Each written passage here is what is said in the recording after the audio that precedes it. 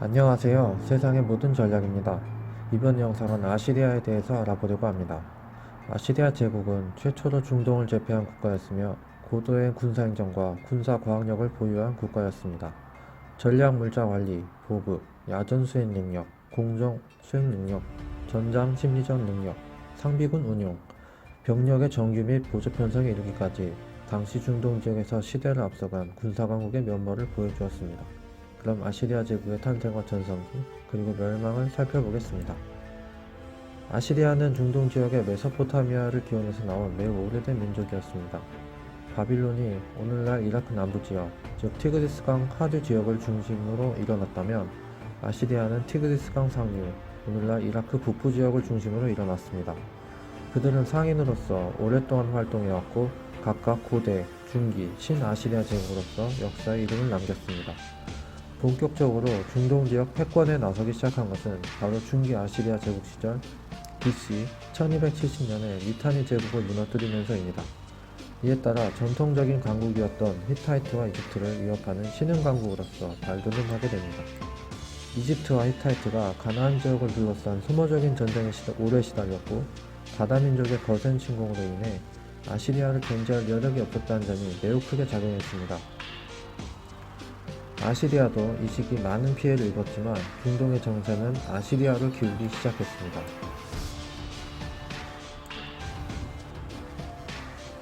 중기 아시리아 제국 때는 미타니 제국을 극복하고 근처 경쟁 왕국인 우라르트 왕국과 바빌론을 이겨내면서 말기에 잠시의 쇠퇴를 이겨내고 신아시리아로 넘어가게 되면서 본격적으로 아시리아 제국의 정복이 시작됩니다.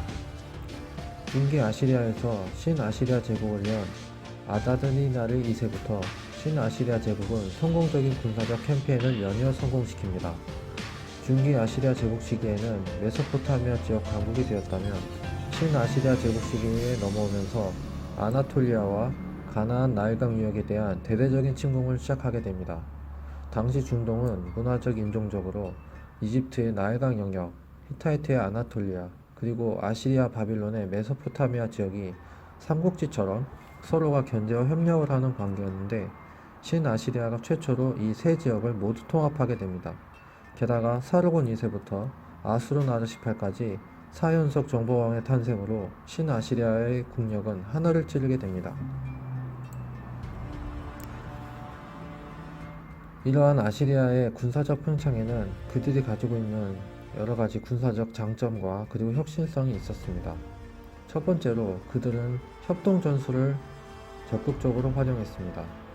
기본적인 아시리아군의 운영 형식은 2인 1조 형식입니다. 바로 기본 병과에 더불어 방패병을 함께 동반하는 것입니다. 일반 보병부터 기병, 전차병에 이르기까지 적극적으로 방패병을 활용하는 것은 아시리아군의 특징인데 이것은 아시리아가 가지고 있는 전략 자세를 표방하는 것이기도 합니다. 방패병을 동반함으로써 공격과 방어 역할을 철저하게 분업하고 협동을 통해 전투 시너지를 일으킨 것이 아시리아의 전술이었습니다. 이러한 협동 전술은 병과 간에도 적용되어 보병, 기병, 군병, 전차병, 4개 병과를 유기적으로 운용하는 원동력이 되었습니다. 게다가 병력 운용의 기본인 주력병과와 궁수와 경갑병으로 주력 군단을 돕는 보조병 개념도 아시리아에서 먼저 사용되었습니다. 협력을 통한 분업과 시너지가 강군 아시리아의 원동력이 된 것입니다. 두 번째로는 혁신입니다. 아시리아군은 자신의 군대를 끊임없이 진화시켜 나갔습니다. 그 대표적인 혁신이 바로 기병의 정기병과 도입입니다. 사실 아시리아가 본격적으로 기병을 운영하던 시기는 승마술과 관련된 기술이 슬슬 도입되던 시기였고 아시리아와 치열하게 싸웠던 우라르트 왕국도 많은 기마를 운영했습니다. 그러나 대부분 정찰이나 유경 정도였고 병과의 한 축으로서 역할과 위력을 기대하기 어려운 수준이었습니다. 그러나 아시리아는 기병을 정규병과로 편성하고 군마 사육부터 기병훈련, 기병지휘관 육성, 그리고 기병의 활용과 유형, 그리고 정석적인 전략까지 발전시키게 됩니다. 초기에는 창기병과 호위기병의 2인 1조로 운영되다가 돌격기병, 군기병, 호위기병의 3가지 형태까지 운영하게 됩니다. 이 3가지 유형의 기병은 동서고금을 막론하고 나타난 기병 운용 스타일의 정석입니다.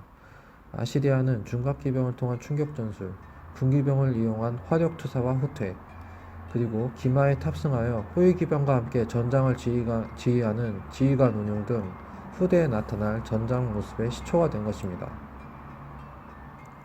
세 번째로 발달된 공학기술이 있습니다. 도시와 요새가 발달하면서 전쟁의 최종 국면을 장식하는 것은 공성전이었습니다. 그런데 이러한 공성전은 공학적 접근과 지식이 없이는 수행하기가 매우 어렵습니다. 아시리아가 수많은 도시와 나라를 정복할 수 있었던 원동력은 그들의 공학 능력 때문이었습니다. 그들은 방어화된 공성탑과 충각이 조합된 공성머신을 제작했고 사다리를 이용하여 내부로 침투했으며 공성경사로를 제작하여 적의 성벽에 진입했습니다. 이러한 공성전을 이끈 것은 숙련된 아시리아 기술자들이었습니다. 공학기술의 힘이 전장에서 큰 역할을 담당했던 것입니다. 그리고 심리전이 있습니다. 전쟁 수행 의지, 즉 적의 사기를 저하시키는 것은 매우 효과적인 전술입니다. 아시리아는 충격과 공포를 적극적으로 활용했고 이러한 방법은 정복과 전쟁 과정에서 매우 효과적이었습니다. 게다가 종교가 중요했던 고대 사회에서 아시리아는 상대 국가의 주요 종교시설을 적극적으로 파괴함으로써 심리적 타격을 극대화하였습니다. 이러한 심리전은 공성전과 결합하여 큰 위력을 발휘했으며 패자는 죽거나 노예로 끌려가 흩어졌습니다. 마지막으로 수송과 보급입니다. 아시리아는 수송과 보급의 중요성을 알고 있었습니다. 그들은 기본적으로 상인 개념을 가지고 있었기 때문에 물자와 군대의 빠른 이동을 중요시 여겼습니다. 그들은 공학과 건축술을 활용하여 제국 전체에 도로 시스템을 만들었고 포장도로와 교량을 건설했습니다. 그리고 낙타를 길들여 전쟁용 짐꾼으로 활용한 것도 아시리아가 최초였습니다. 게다가 양가족을 부풀려 도하작전도 시행할 만큼 발상도 뛰어났습니다. 그러나 칼로 흥한 자는 칼로 망한다는 말이 있듯이 마지막 명군 아수르나르시팔부터 아시리아 제국은 점점 쇠퇴하게 됩니다. 아시리아 제국은 군사력으로 각 지역을 정복했지만 정복지에 대한 철권 통치는 피정복 지역의 저항과 증오를 일으켰습니다. 결국 지역 경쟁자였던 신바빌론 제국에 의해 BC 609년에 멸망하게 됩니다. 아시리아는 이후로 나타날 중동 대제국의 시초 역할을 담당하게 되었는데 그 이후로 나타난 제국은 바로 페르시아입니다. 이들의 복장이나 행정을 볼 때 페르시아는 아시리아의 영향을 받은 제국입니다. 그러나 페르시아는 아시리아에서 교훈을 얻은 듯 보입니다. 다음 영상들은 바로 페르시아 제국을 연 키루스 대제와 페르시아 그리고 주요 전투에 대해서 다뤄보겠습니다. 영상을 봐주셔서 감사합니다.